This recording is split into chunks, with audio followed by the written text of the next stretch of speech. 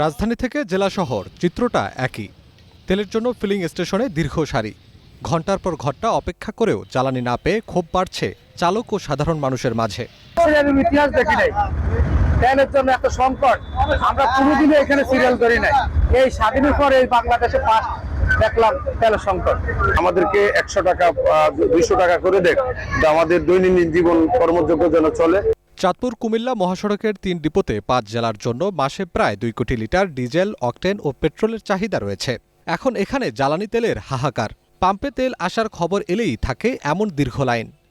এখন গাড়ি না হলে তো যাতায়াত করা যায় না। কারণ তেল কখন দিবে, কয়টায় দিবে বা কখন অ্যাভেলেবেল হবে সেটাও তো স্পষ্ট কিছু বলতেছে না। সবসময় তো দেখতেছি যে লম্বা সিরিয়াল, কিন্তু তেল কই?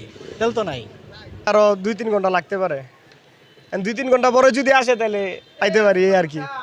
এখন আর কোনো রাস্তা নাই। জেলায় প্রায় 20টি তেলের পাম্প রয়েছে। বেশিরভাগ পাম্পে একদিন চাহিদার অর্ধেক অকটেন, ডিজেল, পেট্রোল পেলেও 2 দিন মজুদ নেই। অকটেন শেষ, স্টিকার লাগিয়ে বন্ধ রাখা হচ্ছে। কথা বলতে আমাদের চাহিদা অনুযায়ী তো আমরা তেল পাচ্ছি না। কাস্টমারের চাহিদা হচ্ছে অনেক বেশি, আমাদেরও হয়তো ডিপুতে চাহিদা থাকে কিন্তু আমরা ওই পরিমাণ তেল পাচ্ছি না। আমরা সর্বশেষ আপনার অকটেন পাইছি 23 তারিখে 3000 লিটার অকটেন দেওয়া হয়েছে। এরপর আমাদের আর কোনো অকটেন দেওয়া হয় না। চাহিদা মতন কোনো তেল দেয় না আমাদেরকে, পাই না। এই 3-4 দিন পর পরে যা প্রয়োজনের 4 ভাগের 1 ভাগও দেয় না। যদি আমাদেরকে অকটেন দিয়া রাখে তাহলে আমরা মোটামুটি পাম্প ঠিক মতো চালিয়ে যেতে পারবো।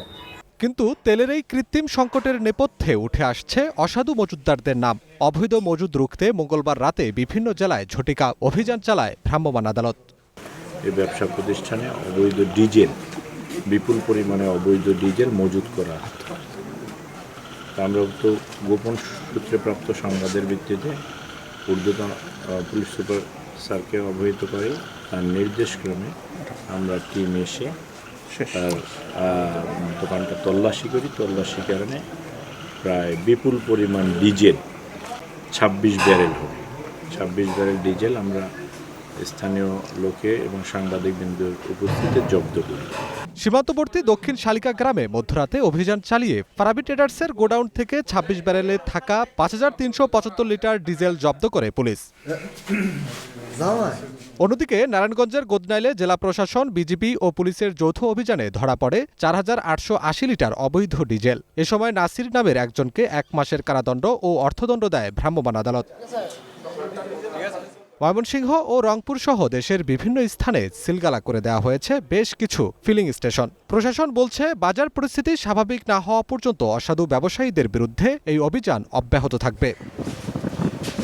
আফরাজ জামিন, গ্রিন নিউজ ডেস্ক।